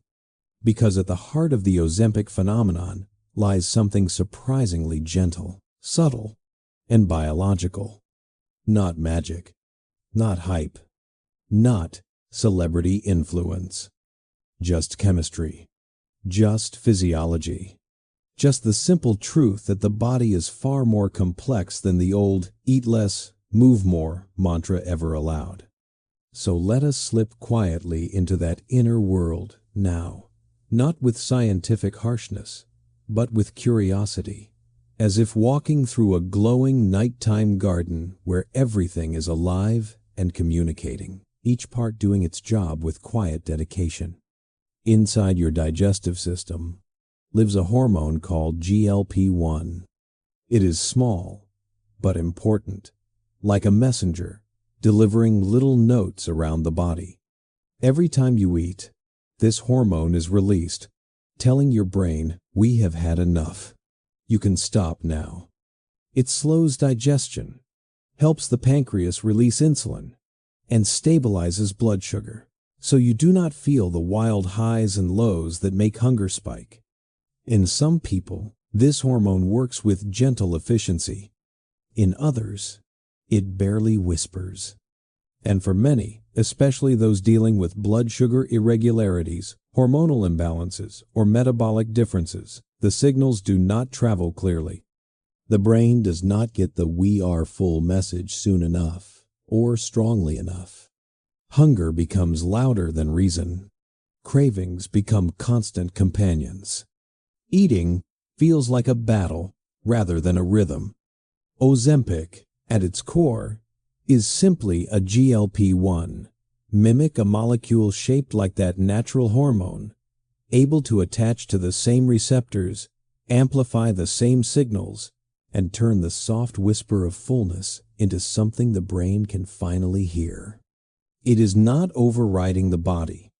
It is speaking the body's own language, just louder, clearer, more consistent. And when the body finally receives that clear signal, remarkable things happen. Food stops feeling urgent. Cravings soften around the edges.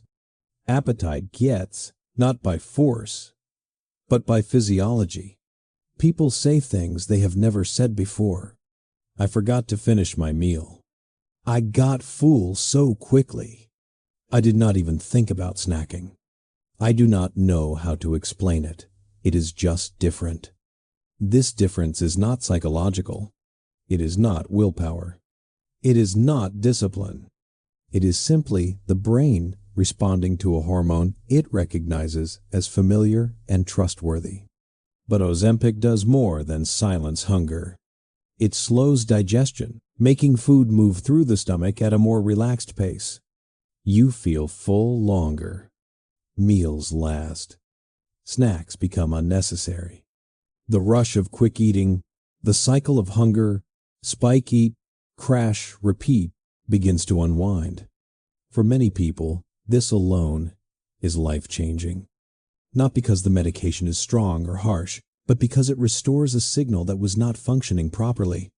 Suddenly, the body behaves in a way they always thought it was supposed to behave. Eating becomes intuitive again. Hunger becomes a gentle nudge rather than a shout. And when appetite steadies, weight often shifts too. Not rapidly, not dramatically, not like the extreme transformations seen with stimulants or punishing diets. Instead, the weight change feels gradual, natural, almost quiet, mirroring the internal processes that created it. But the story does not end with appetite. Ozempic also influences blood sugar, helping stabilize it throughout the day. Stable blood sugar means fewer crashes. Fewer crashes mean fewer cravings. Fewer cravings mean less compulsive eating. It is like a long chain of dominoes, each one gently tipping the next. For people with diabetes, this stabilization is crucial. It protects the heart, the nerves, the kidneys. It reduces risk, eases strain, and creates long-term safety. That was Ozempic's original purpose. That is the mission its creators focused on. The weight loss was a side effect. Unexpected, then studied, then confirmed, then very quickly, culturally transformed into something much bigger. But while Ozempic's effect on appetite is straightforward, its effect on the brain is equally fascinating. GLP-1 receptors do not just exist in the gut. They exist in parts of the brain connected to reward, impulse, motivation, and even emotional eating. When these receptors are activated consistently, some people report something even more surprising than reduced hunger: reduced food noise. Food noise is the constant mental chatter about eating, the planning, the wondering, the craving, the negotiating, the self-reminders, the guilt cycles, the internal tug-of-war. For some people, this mental chatter is always present. For others, it is an occasional whisper. For many on Ozempic, it becomes silent. That silence is one of the most profound reasons people describe the medication as life-changing. Not because it makes them smaller, but because it gives them peace around food for the first time in years or decades. But peace does not mean perfection.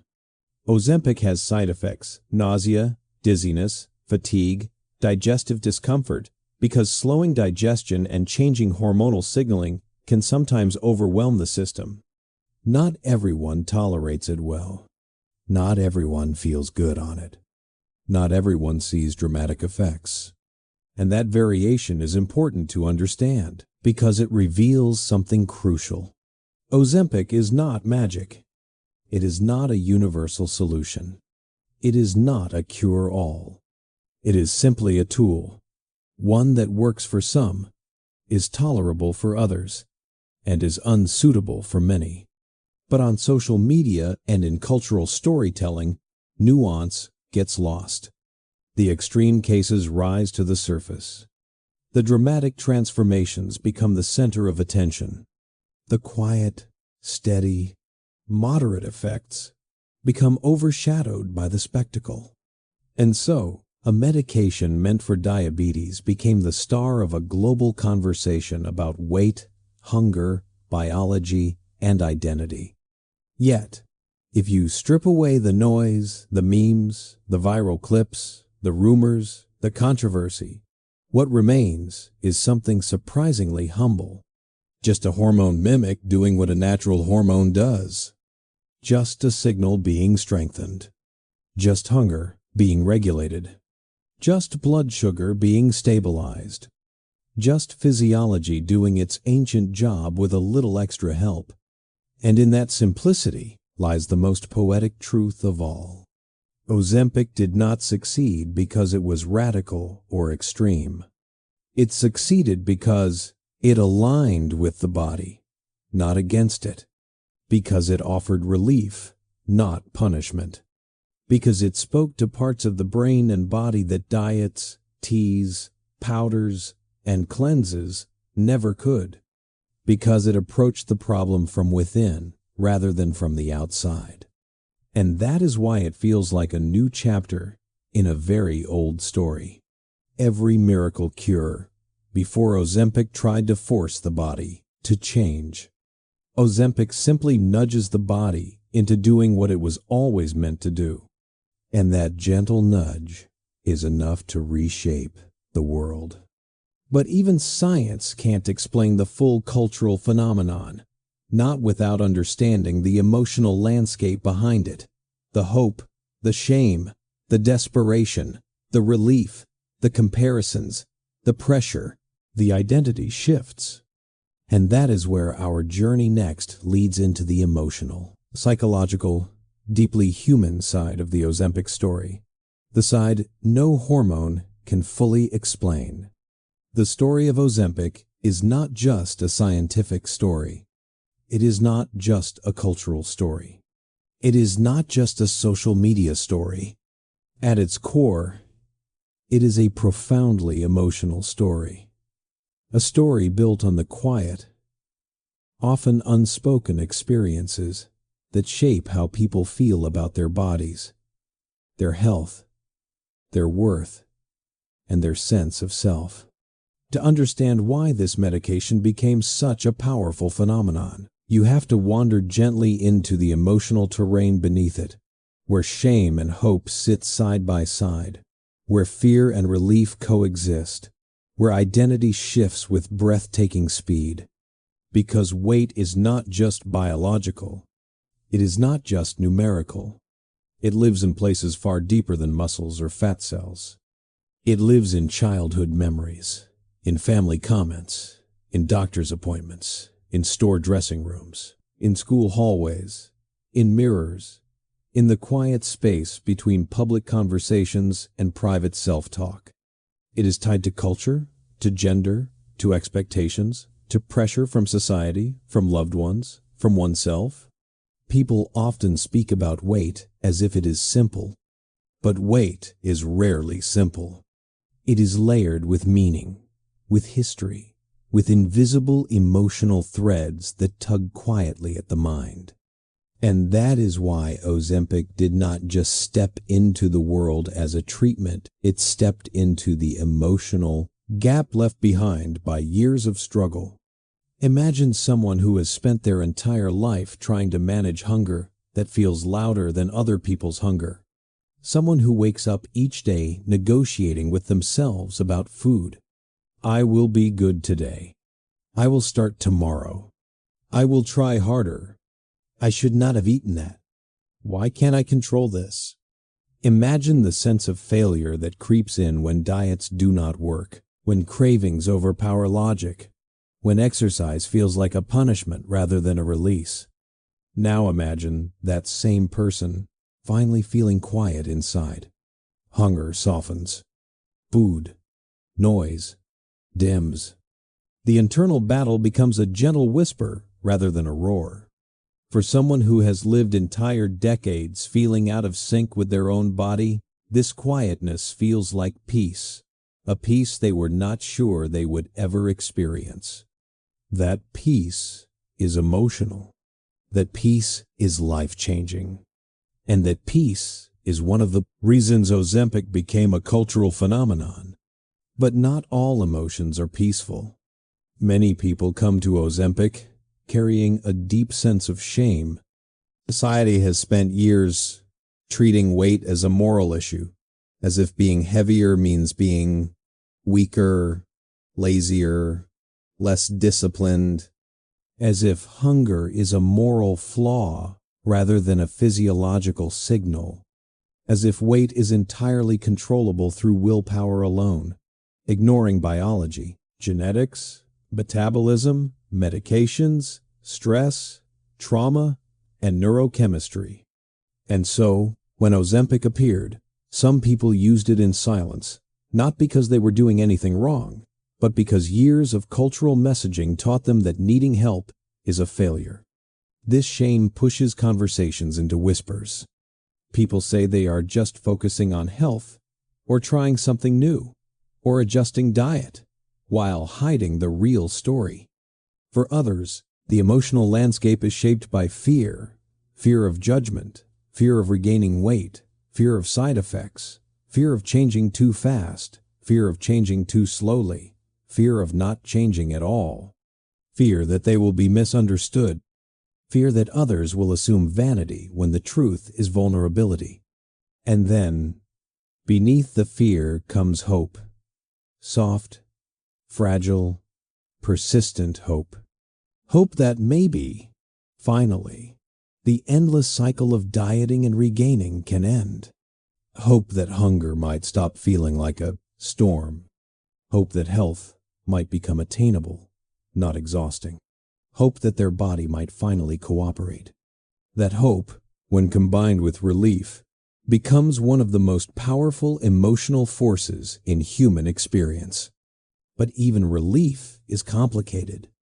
Some people describe feeling conflicted as they lose weight, grateful for the change, but uneasy about the attention it brings. Compliments feel sharp-edged. Observations feel intrusive. It is strange, surreal even, to feel valued differently simply because the body has shifted a few inches smaller. Others feel a sense of identity displacement, as if they are becoming someone new, someone they always wanted to be, but are not sure how to inhabit. Clothes fit differently. Mirrors reflect differently. strangers react differently. And in that difference, people sometimes lose their sense of self before finding a new one. Then there are people who experience a quieter, more private emotional transformation, one that does not involve dramatic physical change. For them, the emotional miracle is not weight loss. It is the absence of obsession, the absence of guilt, the absence of that relentless inner critic who has been narrating their life since childhood. For some, Ozempic becomes a doorway into self-kindness, a feeling they did not know they deserved. But the emotional landscape is not only shaped by personal experience, it is shaped by the world around us. The modern world is built on comparison. Comparison is built into mirrors, into advertisements, into clothing sizes, into the camera lens of every smartphone, into the tiny heart icons of social media, into every before and after montage that appears on a screen. People do not just see themselves, they see themselves repeated, reflected, contrasted, evaluated, and measured against thousands of images every day. And in that endless comparison, weight becomes more than physical. It becomes symbolic. It becomes the container for every insecurity and every aspiration. So when a medication like Ozempic enters the scene, it does not just interact with the body. It interacts with these emotional forces. It interacts with the longing people have to feel normal, to feel comfortable in their bodies, to feel in control of their lives, to feel free from the pressures that have followed them for years. Even for people who choose not to use medication, the existence of Ozempic changes the cultural, emotional landscape. It shifts the conversations around weight. It makes people ask new questions. What if hunger is not purely psychological? What if biology plays a bigger role than we thought? What if self-blame was not the whole story? What if metabolism is not a simple equation? What if struggling with weight is not a personal failure? Questions like these create emotional ripples, ripples that change how people see themselves long before they ever touch a medication. But the emotional story does not end with relief, hope, or shame. There is another layer, uncertainty. People wonder how long they will need the medication. They wonder what happens if they stop. They wonder if the world sees them differently. They wonder how their relationships will shift. They wonder about identity, health, future, cost, sustainability. And beneath uncertainty lies something deeper still, vulnerability. Vulnerability is what truly binds the Ozempic story together. Not the drug itself, not the weight loss, not the hunger changes, but the vulnerability shared across millions of people who are simply trying to navigate their lives in bodies that do not behave the way society expects them to. That vulnerability is universal. It is human. It is ancient. It is the thread that connects every miracle cure in history, from arsenic wafers to grapefruit diets to modern injections. Because miracle cures do not rise from science alone. They rise from emotion, deep, complicated, unspoken emotion. And Ozempic is perhaps the clearest reflection of that emotional truth in modern times. What it reveals, more than anything, is that human beings have never sought miracles because they are weak. They have sought miracles because they are human, because they are hopeful, because they long for relief, because they want their bodies and their minds to exist in harmony, because they are tired of fighting battles that no one else can see. And now, as we step out of the emotional shadows of this story, we continue toward the final chapter, what all of this means for society, for the future, and for the way we talk about bodies from here on out.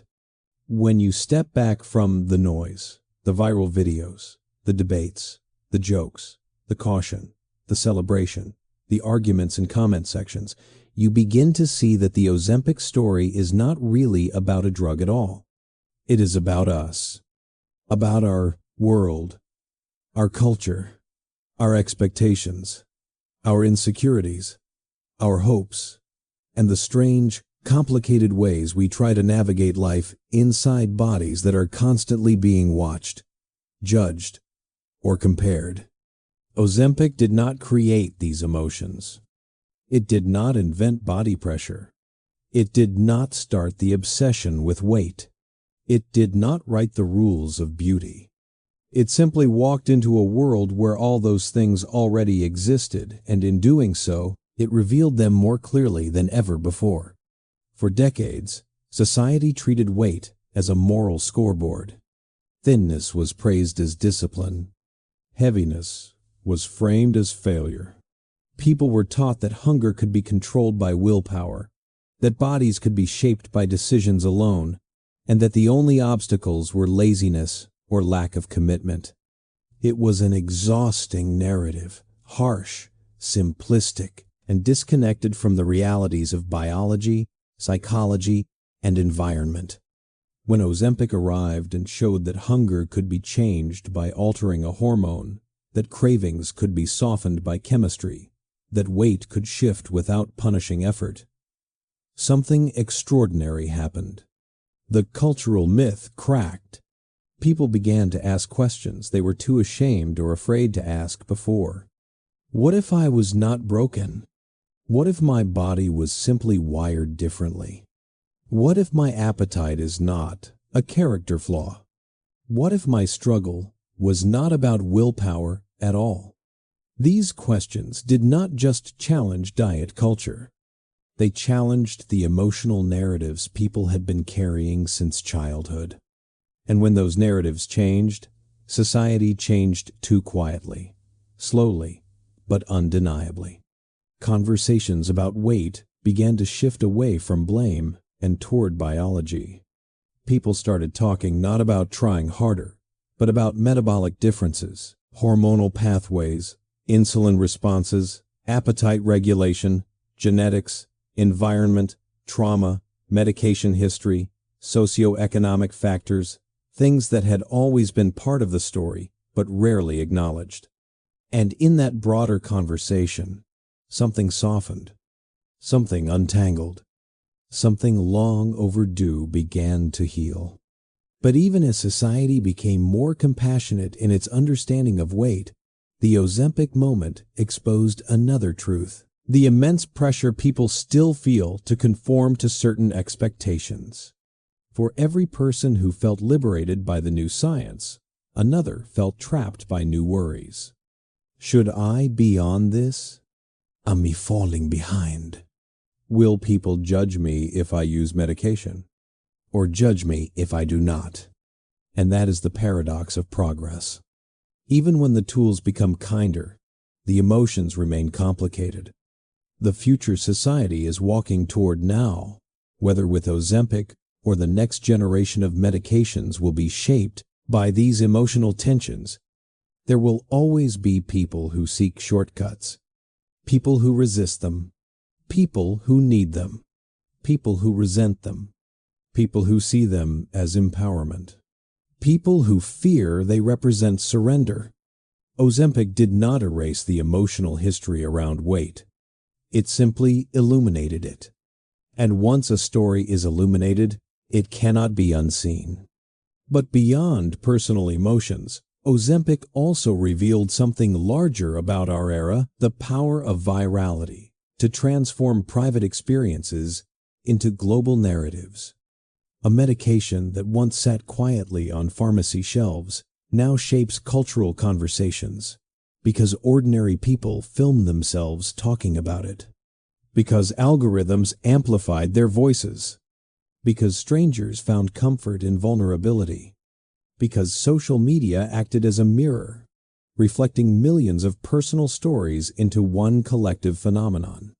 This is the new landscape of health culture, one where medical decisions are influenced by TikTok as much as by clinical studies, where communities form around shared struggles, where people confess fears to strangers because it feels safer than confessing them to family.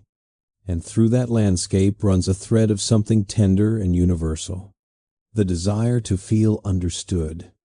Maybe that, more than anything else, is what made Ozempic explode. Not the weight loss, not the science, not the celebrity theories, but the moment people realized they were not alone in their relationship with hunger, shame, frustration, or exhaustion. When a medication reveals how many people have been silently struggling, the world does not just see a drug, it sees itself. But if you look farther into the future, past the debates, past the hype, past the algorithms, you reach a quieter truth. Medications will evolve. Options will expand. Ozempic will one day be replaced by something else, just as old miracle cures were replaced before. Science will advance. Technology will refine. And the cultural conversation around weight will shift again. But the emotional core will remain. People wanting relief from suffering. People wanting their bodies to feel like home. People wanting to belong. People wanting to be seen beyond their appearance. People wanting peace with themselves. And perhaps the most important lesson in all of this is not about biology or medicine, but about compassion. Because when an entire society learns that weight is shaped by complex, intertwined forces, hormones, genetics, stress, mental health, environment, culture, it becomes harder to judge and easier to understand. It becomes harder to shame and easier to empathize.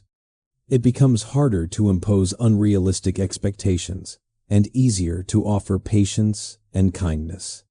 If the Ozempic era teaches us anything, it is that human beings are not machines waiting to be fixed. They are not projects waiting to be perfected. They are not moral stories measured by numbers. They are simply people carrying histories, emotions, biology, fears, hopes, and dreams inside bodies that sometimes cooperate, sometimes rebel, and sometimes need help. And maybe, just maybe, the real miracle is not the weight loss or the hormone mimicry. Maybe the real miracle is the shift in understanding, the softening of judgment, the expansion of compassion. Because if society learns to look at people with kinder eyes, then a medication did not just change biology, it changed culture. And with that, our long, gentle journey through the world of miracle cures, biology, culture, and emotion reaches its resting point. Ozempic is just one chapter in a story that began centuries ago and will continue long after this moment fades. But tonight, in the quiet, soft glow of reflection, you have traveled through that story not as an outsider, but as someone who sees its deeper human truths, and that understanding, more than any cure or trend, is what stays with you long after the narrative ends. And so, as we gently close the final chapter of tonight's journey, we are left with something quieter and deeper than a simple story about a medication. We are left with a reminder that every era of human history, Victorian powders, cabbage soup decades, miracle pills, influencer teas, and now Ozempic has been shaped by the same simple truth. People trying their best with the bodies they have, in the world they live in, under pressures they rarely chose. Nothing about that is shameful. Nothing about that is strange. It is simply human. Maybe that is the soft lesson hiding underneath all the noise, that we deserve a kinder relationship with ourselves, that our bodies are not battlegrounds, and that our struggles say far less about our character than we were taught to believe. As the night gets a little quieter and your breath slows into its natural rhythm, I hope this story has given you a sense of gentleness toward yourself, toward others, and toward the long, complicated history of being human. We have wandered through centuries of hopes and fears, listened to the echoes of old miracle cures, and watched how science and culture reshape each other again and again. And through all of it, one thread stayed constant: people seeking peace. If you carried even a little of that peace with you now, then our time together tonight has done its job. Thank you for being here, for listening, and for letting this slow, soft story keep you company. Sleep well, rest deeply. And whenever you are ready for another quiet journey into history, I will be right here. 4-. Breng tepping. Good night, my friend.